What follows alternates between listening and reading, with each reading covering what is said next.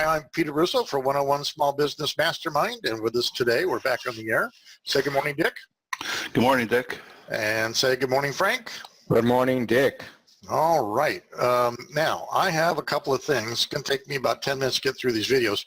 I found some really cool stuff and something for Hillary Clinton, too. So can't be all bad. Let me... All right, we're going to look at something right here. We're going to go live. We're going to look at something right here. This is TechCrunch. It's a show off of Twit and This Week in Tech. This convention is called Disrupt, and basically it's usually for a bunch of entrepreneurs, usually not already in production with anything, real gadgets. So, but this was interesting because, well, let's watch. The thing the internet really needs is a little more positivity. I think we can all agree to that. Standing with me here is Michael E. Parker with Mint Show. How's it going, Michael? Going good, going good. It's a pleasure to be here. It's really great to see your product, see Mint Show, because it is all about positivity. Personally, I feel like I'm a pretty positive guy, so I enjoy when other people embrace this whole positive aspect of things. Where I'm sure there's a story, a path that took you from one place into creating Mint Show. What is that path? Well, growing up here in the inner city, I went through a lot of challenge in my home, and through those challenges I had to overcome them and still try to obtain success. And a lot of people who were in the neighborhood I was in just honestly didn't see a way out, and they didn't see that they could succeed. And I found out that through a different way of thinking and taking advantage of opportunity, that I could change my perspective and change actually my behavior and get a different result. And that's honestly what I want to give away. Every time I see someone who discovers that they're more than they thought they were, that just inspires me every time, and that's what we're trying to give away through this application. That's super cool. I love that stuff. It gives me goosebumps. So tell me a little bit about Mint Show specifically, how it helps you do this. I mean, you know, we think of social networks that we've seen all over the place, and we're used to seeing like the heart or the thumbs up or whatever. So these are ways that, you know, users interact with the app. But with Mint Show, it's really all kind of around, you know, centered around the idea of positive thinking, positive, you know, promoting your life in a positive way. How does it do that? Well, actually, I think the key to Mint Show is really we want to hone in, because social media has always been very addictive, very habit forming. The problem is we find ourselves just looking at content and allowing people to flood our mind with all sorts of things. Sometimes it's good, sometimes it's bad. Goes from something positive to a street fight. We want to create something that is sincerely positive all the way through. And what Mint Show is about, a mint is basically a moment in time that you felt happy, positive, or inspired, and the show is for showrooms that we create where you can begin to set up a specific place for people to showcase those inspirations. Now, by doing that consistently and using a different culture, so instead of like, we high five. Instead of commenting, we compliment, and the pun is intended, and we remint instead of retweet. We use different language, and we help people change their thought patterns while they're using social media. So in essence, while they're using social media, they're changing how they think, and it changes how they feel, then it changes what they do. And so essentially, if we can get people in a state of uplift more minutes throughout the day than they are dealing with just the normal aspects and pressures of life, we feel we've made the world a little bit better. I know for my own self, at least, sometimes you log into like any social network, and I almost just kind of feel, I don't know, depending on what you get in your feed, you know, it kind of brings you down. Sometimes I open Facebook and I don't know why I'm opening Facebook, you know. Right. So it's nice to be able to open something and feel good about it. Are these people, like, are you connecting with people you already know, or are you meeting new people through Mint Show? What is kind of the ideal approach there? Well, that's the beauty of it, is that we're really essentially aggregating inspiration. And the way we're doing that is everyone who posts, we have these signature showrooms where you post something inspiring, we categorize things differently. So you can post an amazement, I might post an acknowledgement, and the mint is spelled M-I-N-T, and we keep using it, encouragement, you know, I can keep going on with that, but we have a lot of fun with it. And so essentially, we're allowing people to meet other people who have similar inspirations, similar thoughts, and a similar struggle of how do I stay positive in a world that continually is like gravity bringing me down. And so you meet other people, but you can also connect with your own friends, and we try to build it in a way where you can easily bring in people that you know. And the key to a mint, sometimes if something's a little tart, you give someone a mint to refresh themselves. Well, this is what we want to do for people's life. If we can help refresh people by giving them just that one moment throughout the day where it calls them to get in a different mindset. And that's what Mint Show is about. Excellent. Mint Show sounds incredible. Michael, where can people find the app right now and hop on board and get started, or kind of what's your plan here for the next little bit? Absolutely. So the app is now in the iPhone store, iOS store. It's also in the Google Play Store. So if you've got an Android, if you got an iPhone, and if you're on the web, you can go to mintshowapp.com, or you can download it from the App Store. And we're welcoming everyone. And we're here at TechCrunch for our open beta launch, and we're going to have our full launch later in the fall. But everything is there now to get you going and get you inspired, and we welcome the world to come and enjoy Mint Show. Excellent. Hop on the positivity train. Thank you so much, Michael, for telling us about Mint Show. For having me. Really appreciate it. Pleasure. So when you're Pretty cool, huh, guys? Go ahead, Dick. I'm sorry. Go ahead. Yeah, it's a very unique idea in this world we're living in right now, to have something developed for positivity. That was very. That's what I thought was unique. Let me go over to their website and let me get this to the bottom here so I can show you. So I joined it yesterday, and these are the various. Mint, it means you can add something, you can join the groups. I got 28 activities. Let me see what that's all about.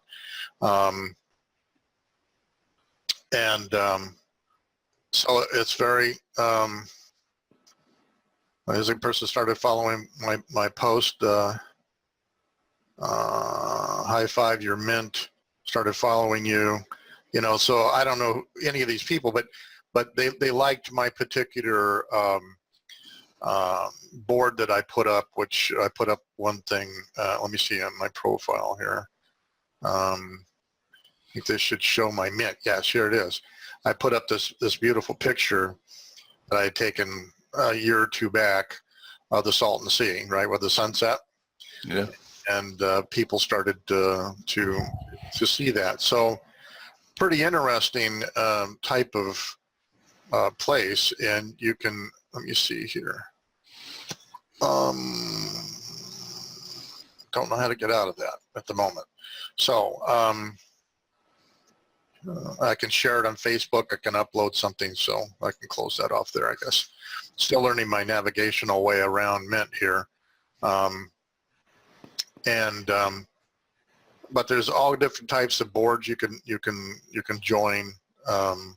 But you can kind of see what people are doing here, and they're showing upbeat stuff, positivity, pretty cool, And you're right, Dale. Look at this picture. That's gorgeous. The sun coming through the lilies. That's gorgeous. So anyway, yeah, it's really cool to see positive stuff, kind of like Facebook and Pinterest crossed, but in a positive nature. Yeah, Facebook has become the most negative thing going. I hate it. Yeah, well, it used to be really, really good, and now it's just gotten to be trash. It's almost like the earlier days of YouTube when they threw up anything at all, Right. But, all right, let's go do the next thing. We're going to go back to TechCrunch here. Let me get that ready to go. Now, this is a mind blower. Get back over here to share. And, I'm trying to get my health in the right place. So this is pretty cool. Get it. So when you're walking the halls here at TechCrunch Disrupt, you're not used to seeing very many shipping products. I can see 2 shipping products in the hands of Sergio with Stir. How's it going, Sergio? It's awesome, Jason. How about yourself? I'm doing great. You've got to be excited. You've got a product, and it's fully packaged, and you're ready to sell it. I absolutely am, and I'm not actually selling it, so this is not a day-to-day sales job, but we are shipping, right, which is extraordinary. So what we have here is a first-of-its-kind ecosystem that ties together nutrition and motion. So about 4 years ago, we started a company with the idea that we can convert motion into nutrition. So, you are what you do, right? If you spend your day at a desk, or you go cycling every day, or you stand up at your job, that's going to have a lot of effect on what you need to consume. So we started by looking at the data. What can data tell us about a person that's moving? And then we end up building our own devices. So what I have here is the industry's first customized multivitamin that uses our own device. So it's in this box. So the device has a fitness and activity and nutrition tracker combined with our customized multivitamins. So if you live in Arizona like me, you're going to have less vitamin D for sake of discussion, right? Because we have a lot of sun. But if you live in San Francisco, then you may need a little bit of vitamin D, especially in the summer, right? So depending on what you do and where you are, this device will adjust your vitamins as we go. And of course, we have a whole ecosystem that goes from wearable to a smart scale. I don't have it in my hand right now, which you step on, right? So the scale measures all kinds of other important data, like your body mass, your water content. Why water? Because ultimately you need more water, right? So this is where the smart bottle comes into play. Industry's first smart bottle, which has a smart cap that continuously monitors your life, right? Combined with the other devices. So not only knows how much water you should be drinking, mom's always tells you, right, you should drink more water, right? But it actually knows how much activity you did and what your scale says. So if you had a rough night, right, or maybe an exercise night, right, and you have a lot of dehydration, the scale will pick that up and adjust your water consumption for next day. Or if you went for a long bike ride or a long hike, right, of course we'll adjust that not only based on your activity, but also based on your environmental inputs as well, right? So, and these devices, are they sending back to the wearable that you have on your wrist, or are they sending back to the phone that you have in your pocket? Both, right? So you have obviously display on the wearable itself, so we'll tell you how much you need to go and how much cups and the like, but it's also making the actual product. So each one of these things has a nutritional product behind it. So think of it as more of like a razor and a blade model, right? So devices are a razor, right? We would like you to have them, but you don't have to use our devices. As a matter of fact, you can connect 14 leading devices like Fitbit, Jawbone, Strava, Runkeeper, right? It can be app-based or device-based. But ultimately when you do, you will end up with a customized vitamin, right? Or a customized protein, right? So this happens to be a vitamin, right? They're served industry's first single-serve sachets. They're liquid, so they can be easily consumed. You will snap them in half and dispense into a container. So you can only take the nutrition you need. So your vitamin will be entirely different than mine, right? A whole bunch of reasons, where we live, what we do, how we operate it.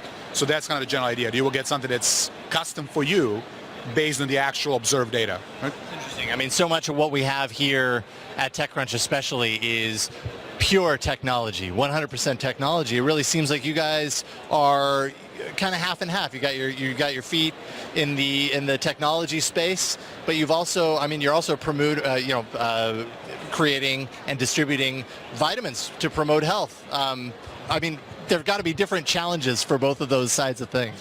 Jason, I wish I could tell you that we got this right the first time. We didn't, right? We were doing pure tech, right? So 4 years ago, we thought, why don't we just make an awesome algorithm, right?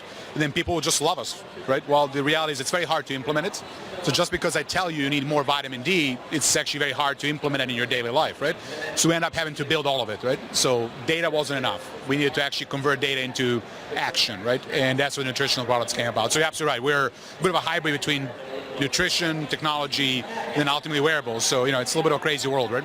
Yeah. So where can people, I mean, you're shipping, so where are people going to be able to find your products and get on board? It's on stir.com, so STYR.com, and of course in-app.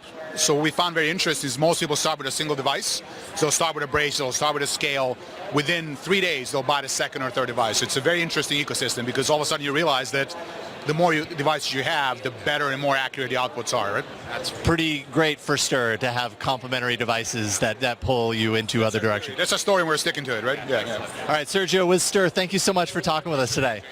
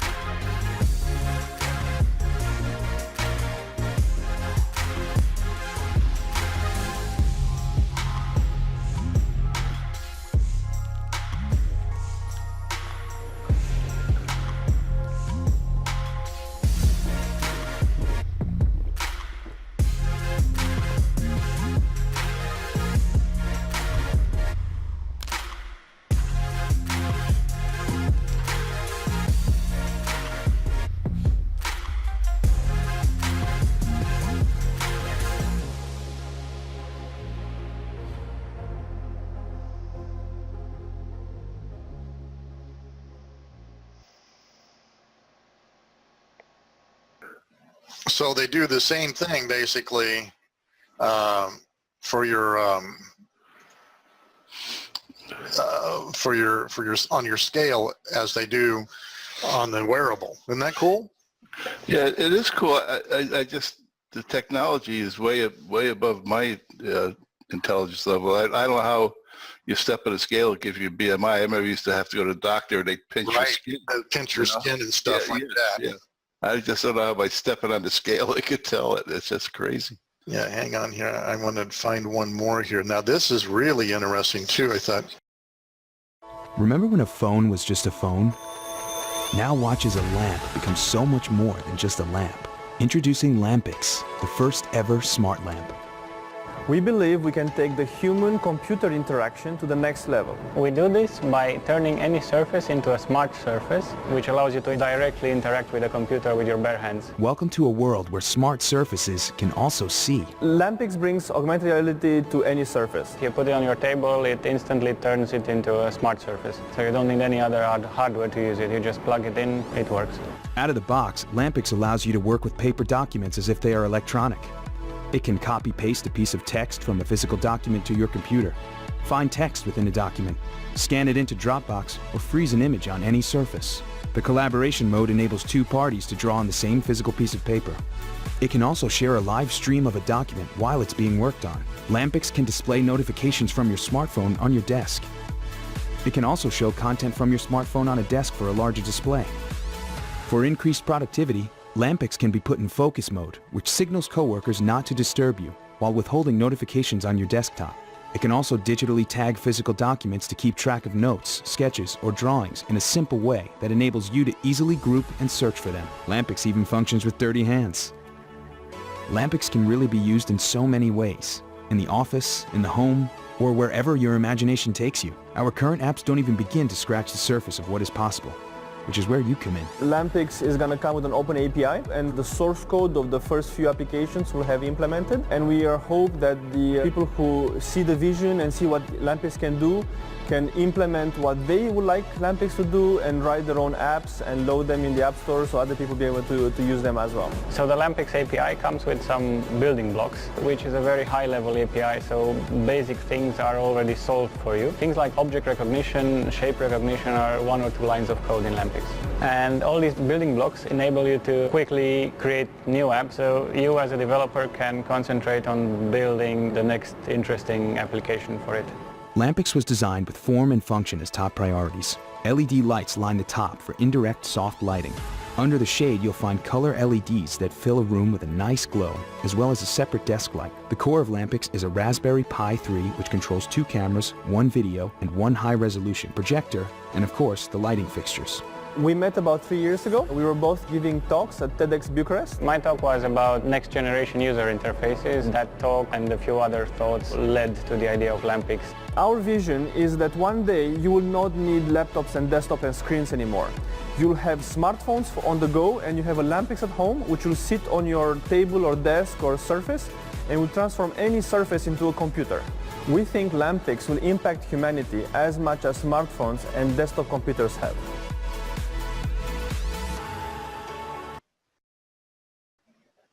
Pretty cool, huh? Yeah. That is mind-blowing. Yes, and it's amazing. That is, I mean, wow. Wow. The only thing I can see is you have to pack your lamp when you travel. No, you don't. Oh, yes, but they probably will have versions that travel with you, fold down. Yeah, that wow. You can just see that. And it turns your tabletop into a touch screen. Yeah. Which I'm trying to understand the engineering behind that, and I'm getting blown. Well, it's beyond, as Dick said, it's beyond my comprehension. Right. That is unbelievable. Wow. Hang on, I'm trying to.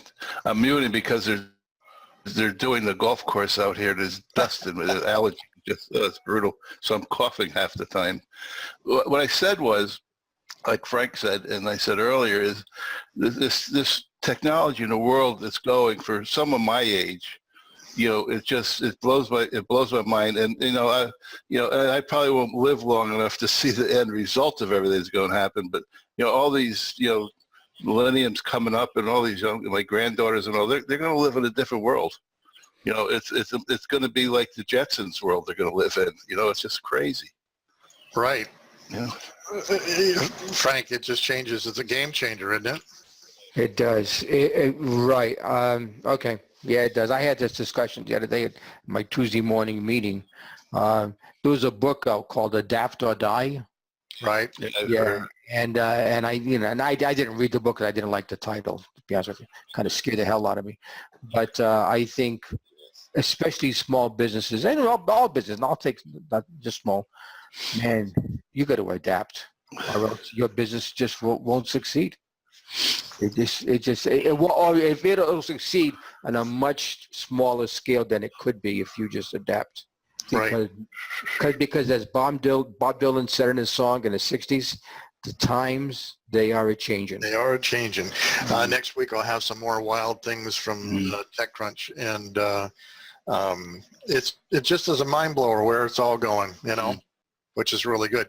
And of course, I always look at this at the slant of business. Look at all these entrepreneurs. Look at them. They're really out there on the edge thinking about how to do that, growing their business, getting money, getting capital, producing a real product. It's awesome. Yeah. So, I think. Oh, I hear that sound. And just like Colin Kaepernick, I will not stand for my anthem either. I will sit down and continue sitting here. Okay, you ready? Yeah. At the sound of twin, this week in the news, headlines, news, small business lessons from newsmakers. And this week's twin is, hey, Brian Scudamore. Who is Brian Scudamore? For the small business lessons. And the question is? Who the heck is Brian Scudamore? I am so glad you asked there, Karnak. Brian is now 46 years old. He was born in San Francisco, but he was raised in Vancouver, British Columbia. His father was a liver transplant surgeon. I mean, so you knew that education was numero uno in that family because his father was obviously highly skilled. And that became a big problem because in high school, Brian struggled with reading. As a matter of fact, he could not pass, this is in Canada, he could not pass the 12th grade math class. So rather than retake the class, Brian quit high school, never graduated. To say that Brian's father was disappointed is a major, major understatement. But Brian learned how to be very persuasive.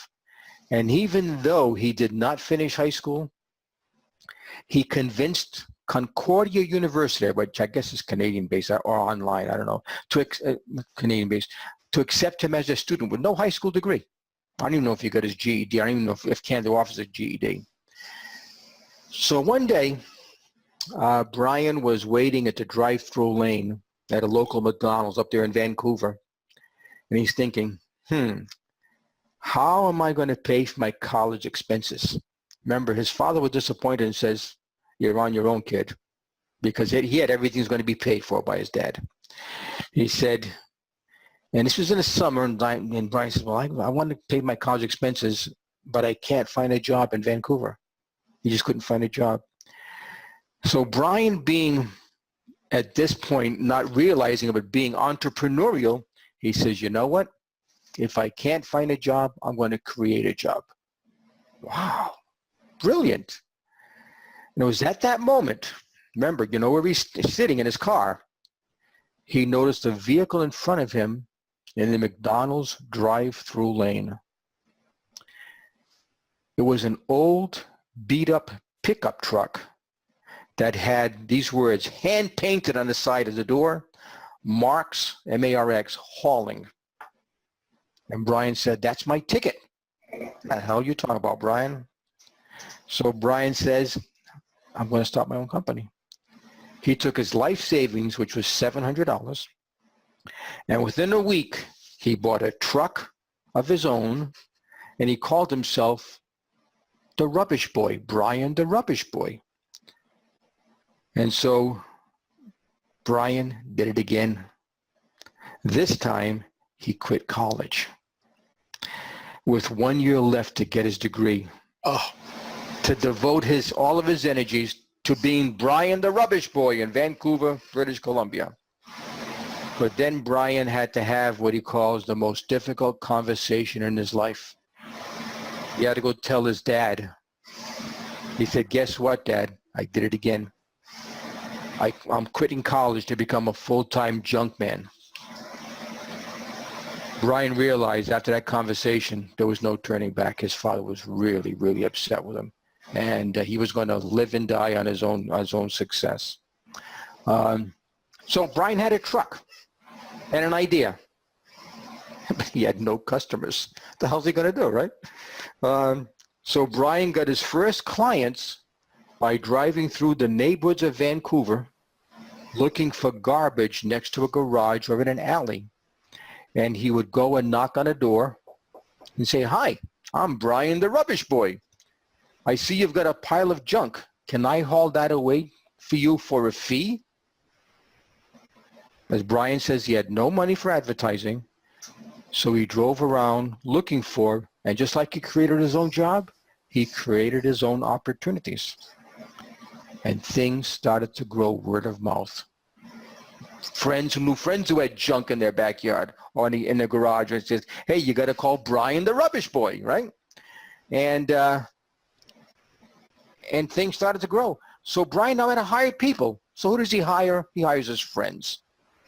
And some people with garbage pickup experience. I didn't know they were advertising for garbage pickup experience. And 2 years later, Brian had 2 trucks. And the year after that, he had 3 trucks and 11 employees. Things were going great. Wow. But even though Brian, when he was working long hours, he was not making much money, because this is what Brian did. He invested almost all of his profits to grow his business. He was investing, not spending, investing his money.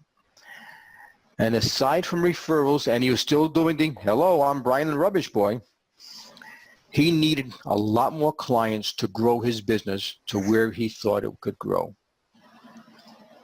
And then one day, Brian got something that changed his life forever. From his then current girlfriend, he was telling about the Brian the Rubbish Boy. She said, Brian, what the hell are you doing? Why don't you go out and get free press? Brian says, what the hell is free press? She says, duh. She says, call up the local newspaper and tell them, hey, I've got a great story idea for you. It's about a local boy waiting in line at McDonald's drive-thru who couldn't find a job, so he created his own job. And they loved the idea. They said, wow, what an interesting angle. Gee, that sounds like a story. And that free press led Brian to where he is today. Where is he today? Thank you. Since that press, Brian has appeared on the Oprah Winfrey Show, when it was still on, obviously, CNN, and the Wall Street Journal. Not bad. All because his then girlfriend says, Brian, free press. But then he hit a wall. It was a major stumbling block. In 1994, Brian did not like his company. He didn't like the culture. He didn't like the attitude. So he fired his entire staff of 11 employees. And as Brian put it, of the 11 he fired, 9 were awful and the other 2 were even worse than that. So Brian started all over again. Deplorable, maybe? Brian started all over again. This time, he hired people, the right people, with the better attitude, and people who put a client-first mentality. He says, our business isn't picking up rubbish. Our business is serving our clients, how they feel when the rubbish is gone. But Brian did one also extremely game-changing, to me, Howard Schultz Uber category of stuff. He converted his trucks into moving billboards. And he changed the company name, and he painted the company name and the phone number onto each truck. And he painted 1-800-GUT-JUNK. Today, Brian has 1-800-GUT-JUNK franchisees in 3 countries, and he does over $150 million in revenue. We all know what Uber did to the taxi industry. Well, Brian has Ubered the junk hauling industry. Not bad for a high school and a college dropout. Okay. Small business lessons. Brian was interviewed the other day, and they said, give me some advice for people who want to start their own business. And he said the best business book he ever read was a book called E-Myth Revisited by Michael Gerber. I think we've all heard of it. Michael Gerber's most famous line is, start working on your business. Start working on your business, not in your business. In other words, manage it. Right, manage it. And he says the best business model, according to Brian, was Ray Kroc at McDonald's. He said to grow your business, and in this case was by franchising, every aspect of your business must have a system. He says people don't fail, systems do. Very, very clever. So my small business lesson for this week's twin is, hey, small business owner, I got 3 questions for you. Question number 1, where is the junk in your industry that you can monetize? This high school dropout found stuff next to garages and alleys. Now, question number 2, what areas of your current business have you not systematized? And the final question is, how can you Uber your industry? There is an Uber opportunity in every industry. And gentlemen, that's my twin for this week. Very good. Any questions, Dick? No, it's just more of an observation than a question. Is to hear a story like that, it just restores your faith in the country. And I don't want to get too political here because, it just seems like so many, all you hear about is the 48% of the people that are on government subsidies of some form or another. And here's a guy whose father wouldn't even pay for his education because he dropped out of high school. And look what he did for himself. I mean, it restores your faith in our country and the future of it. If the government would get out of the way, I guess is what I'd like to say. So, well, you look at the Mint show. This guy was raised in the inner cities. Yeah. So, the worst is like Ben Carson, Dr. Ben Carson. In the worst part of Detroit, and look what he did to himself. And strong mother, no father figure again. All of that problem area. So it's pretty cool. But may I take back over a second? There was another piece here I just found. I want you guys to see. Let me share this. This is, I forgot to tell you that, the water bottle we ought to send to the Hillary Clinton campaign. You need to drink more water, but here, watch this. This is very I know you guys are into football, so here you go.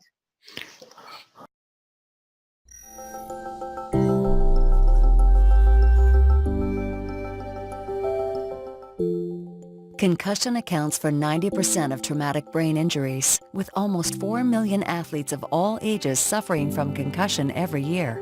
Tragically, concussions are underreported and poorly diagnosed. This is partially due to the fact that there is no accepted definition, diagnostic, or therapy. Symptoms such as headaches are not reliable indicators of a concussion. Attention, focus, and balance are the main brain functions affected by a concussion. In order to assess an injury and provide the appropriate care, these functions need to be screened quickly and accurately. With concussion, we lack objective diagnostic tools that help us diagnose what a concussion actually is. Part of that is perpetuated by this lack of clear diagnostics. When you're on the sidelines, you're asking questions to the athlete and you're really not sure about what to do. You have no objective data to go from other than asking them questions and your suspicion based on your clinical judgment. What we're trying to do is really unpack concussion. I mean, concussion is a label, but what's underneath that label? The main issue is attention. After a hit to the head, a person can't pay attention, then they're vulnerable to getting another injury. And so measuring attention is very important. When things are moving quickly, you have to know where and when they're going to be. And we wanted to measure that. And the easiest way to do that is with eye tracking. An easy way of thinking about it, ball's flying through the air and you're catching it. If you're paying attention, you catch the ball. If you don't paying attention, you don't catch the ball. If you're running and somebody's coming at you, you have to predict where they're going to be and where you're going to be. And if you don't avoid them at just the right time, you're going to get injured. And so attention is knowing when that person's coming, predicting when they're going to be coming. So an eye tracking test tells you how well the person can really predict. Eye sync technology can be used on the sidelines to determine whether that person should go back in and play again. The test is 30 seconds. The whole thing takes about 60 seconds. You can see the data immediately to screen for people who need further triage. I would say our athletes love eye sync. They think it's really a novel technology. It's portable, it's very simple to administer on the field, and it really is the first point of contact that the athlete will have when you suspect that they have a concussion. They have the peace of mind of knowing that they have something right in front of them that's telling them that they are fully recovered or not, and they can go back to their sport. What do you think of that? It's interesting because the NFL just announced yesterday they're spending $100 million to try and figure out a way to keep the players safe. And most of it's going to go to some form of technology. So this company could be right there on the leading edge. Yeah, I really think so. And the fact that they're using, something on the field is non-invasive 30-second test technology for the sports world, just fabulous, I think. Yeah. Yeah. Well, what I like about it is it takes the decision out of the hands of the players, the coach, and the paid-for medical staff. Yes. Who report to the owner and the coach. Right. Mm-hmm. Yeah, I mean, can you imagine a team doctor saying to Bill Belichick, "Well, I'm not sure about Tom. Yeah, he's okay. Get him back in. Take it out." Technology says yay or nay, and that's it. Yeah. Agreed. All right, Dick, do you have something? Yeah, I do. I'm going to kind of do a review of what's going on since our last podcast in April. And I want to start out by just saying being comfortable is the enemy. And I'll elaborate more as I get through this. Since our last podcast, I was involved with Peter and the Disabled American Veterans, and I became commander of it. And I spent a lot of the summer,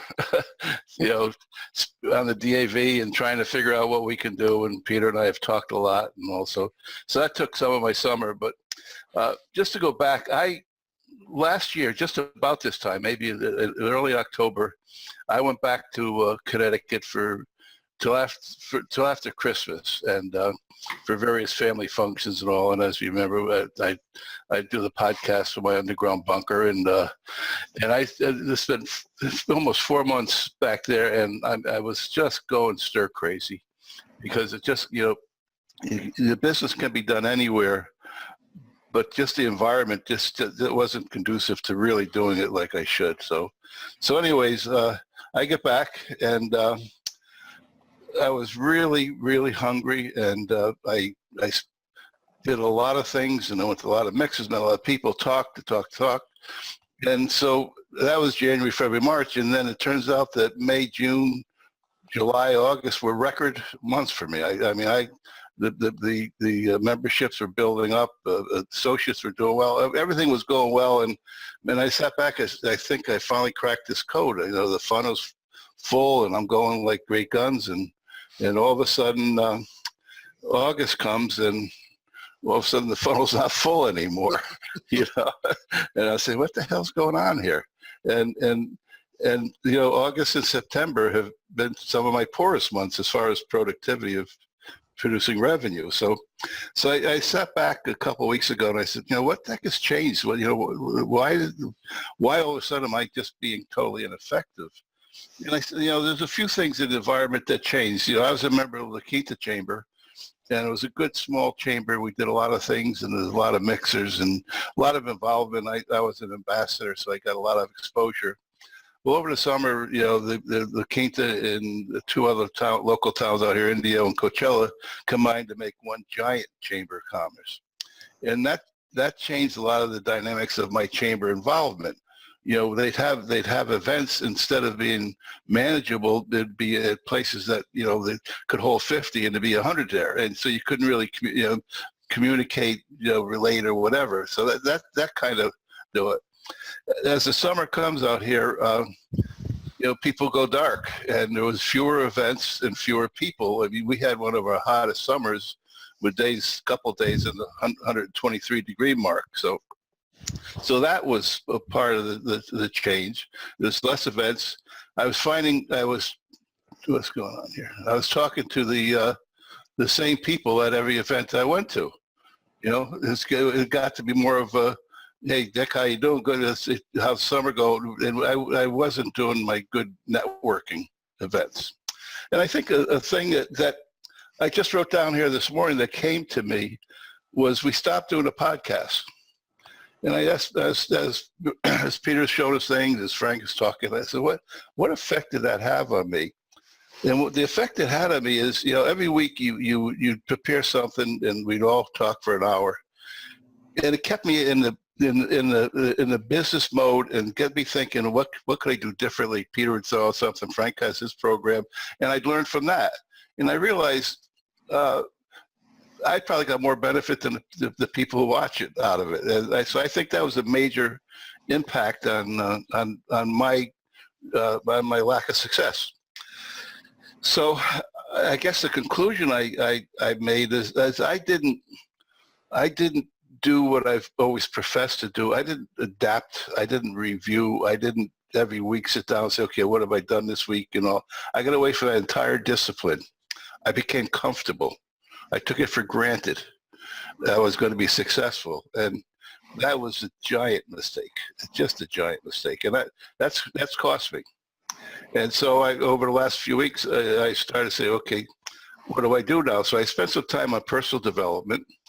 And, you know, my upline is a guy by the name of Brian Carruthers, who has produced, I believe it's well over 1,500 associates in about 5 years. So the guy's making a fortune on this thing. He's a legend. And he was doing a webinar where you could buy leads of people that have been interviewed and want to do a home-based business. They could be local, they could be anywhere, and they want to be contacted. So, and his content was, listen to how I do it. And I listened, and I realized, wow, am I screwing up? Yeah, I just talk too much when I do these type of cold calls or calls to people that want to be called.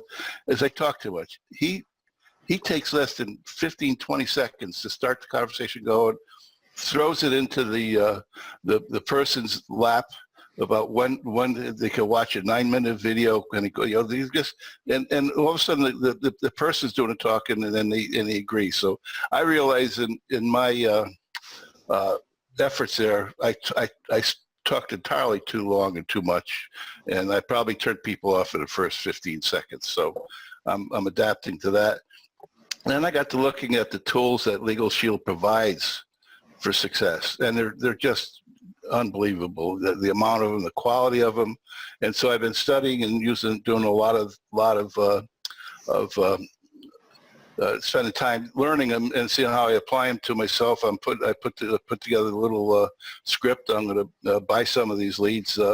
I wanted to wait until after Labor Day and people's mind get back into the work week. So I'm going to start that next week, and I hopefully have some updates for you in the coming weeks. So I guess when I say being comfortable is the enemy, it is. You know, hunger is an incredibly important motivator. During my entire career, being business, and I worked in a warehouse, whatever, I was always hungry. Being comfortable is the enemy. Stay hungry forces you to push yourself to continue to survive, grow, and evolve. And I've learned a valuable lesson, fairly expensive lesson, and now I just got to get it back going the way I had it. So that's my story for the day or the week, and any questions? Oh yeah, I think you're absolutely right. I think the show prep that we do, all three of us do, Yeah. for the podcast really grounds us for several days right back into business and wanting to show stuff and be part and party of all that. So that's my fault we went dark. For anybody that needs to hear that, it's my fault, nobody else's. But we're back. Yeah, Peter, like I said, I just wrote that down in the paper I had this morning because it's sitting here.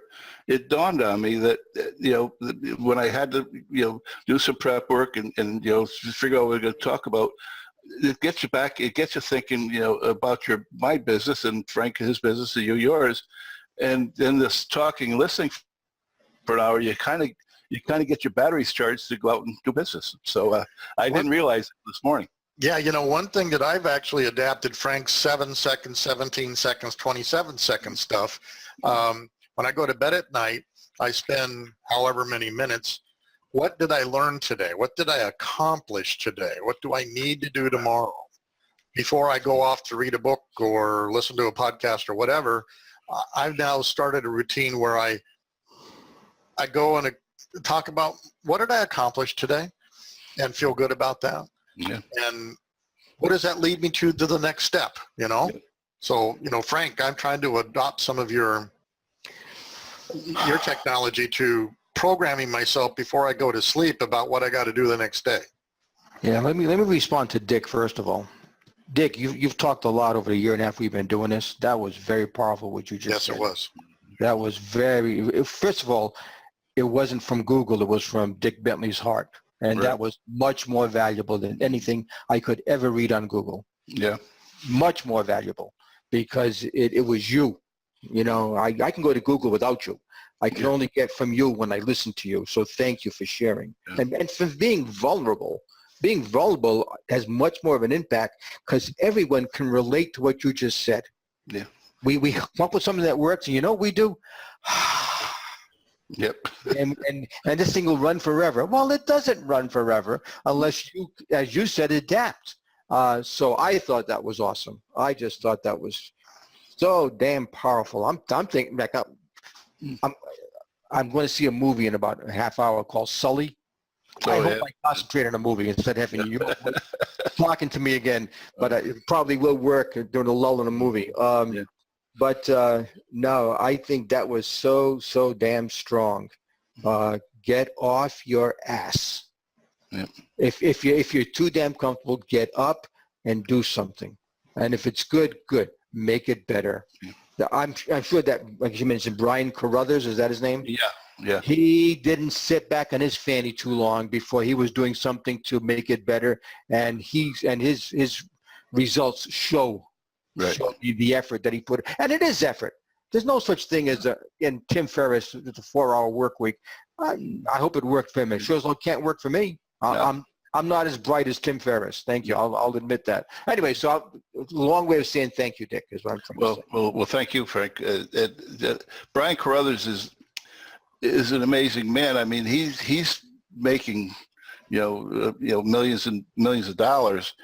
He is still as hungry. I was so impressed by listening to him making. Here's a guy that he could stop working now and his residuals be set for the rest of his life. His enthusiasm and his cold call, they're not really cold calls because these people are pre-screened. It was so good, and he did it in 10 seconds, I think, and got the guy, almost so he couldn't say no. It was almost like you can't say no type of thing. And I've got the script, I developed it, I've changed it a few things on my approach and all, but it's amazing. And this 9-minute video, it was a tool that was there that I didn't utilize. It does all the work for you, and that's the thing. Is I'm sure in your teachings, Frank, that you use the tools. Just shut up and use the tools. And I wasn't doing it. So, Dick, okay, go ahead, Frank. I'm sorry. I'm going to say again. You and Peter don't know exactly what I'm working on because I've been working on it since we went dark. But one of the things I've got the do's and don'ts of my new project, which I'll be hopefully releasing sooner than later. But one of the don'ts is, and I call it the Carly Simon factor. You know who Carly Simon is? Oh yeah.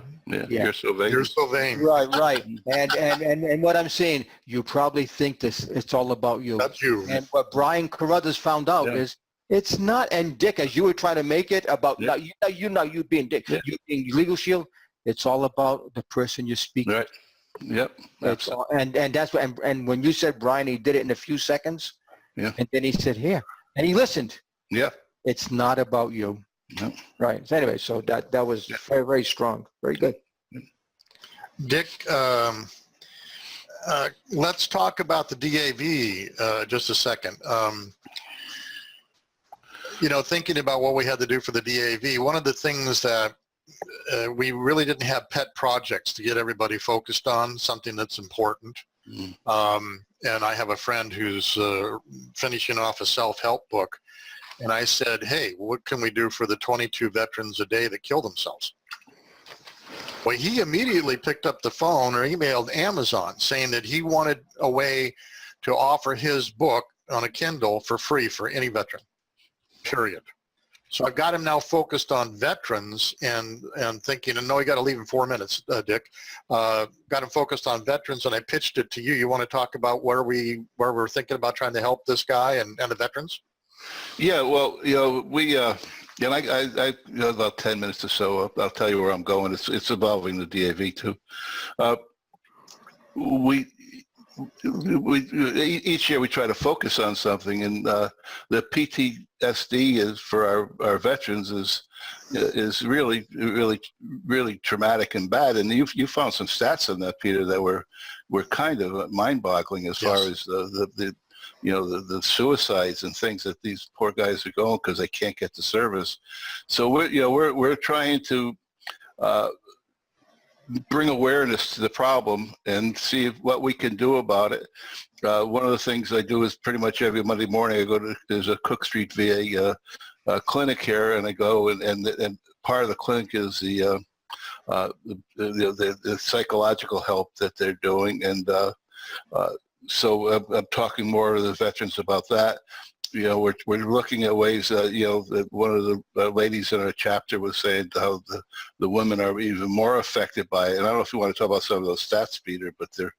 Yeah, I don't, almost the suicide rate for female vets are twice the rate of male vets. Right. And it turns down to be only two things, but we can talk about that when we have more time. Yeah. The thing is there's 22 veterans a day committing suicide. Yes. That's unbelievable. And they're mostly over 50. Yeah. But one of the other things is, I've been on our Congressman Raul Ruiz, his Veterans Advisory Board, and I'm going with Cy, who was our commander. He's a 92-year-old guy. He served with Patton. Yeah. Friday to a press conference where he's announcing, I think, 2 or 3 more psychologists to work out of Cook Street to help the people going through. So that's good. And then this morning, I'm going to meet with Habitat for Humanity. They Palm Desert, the city of Palm Desert is giving them 2 building lots, and they're going to build 2 homes for veterans. One of them completely handicap equipped, and they want us to try to find the candidates that they could screen and all. So I'm going to go tour the facility and see what things are. So yeah, it's been a little more time consuming than I thought, but I think our chapter needs to get revitalized in certain ways. So we're trying to reach out to, like Peter's initiative with the PTSD and just all the different things we're doing. So that's kind of some thumbnail of that. I know everybody's got any closing thoughts, Frank? No, just don't get off your ass. I keep see that, Dick. I still can get you out of my head. Get off your ass and do something. It's not going to be perfect forever. Anyway, that's cool. No. That's it. Dick, any closing thoughts? No, like I said, it's good to be back. I learned something this morning about the value to me of the podcast, so it's great. Yeah, I love doing the podcast as well. You know me. Let's carve out some time next week to talk about our PTSD program. Yeah, a little bit more, and I'll ramp out some of the data if you'd like.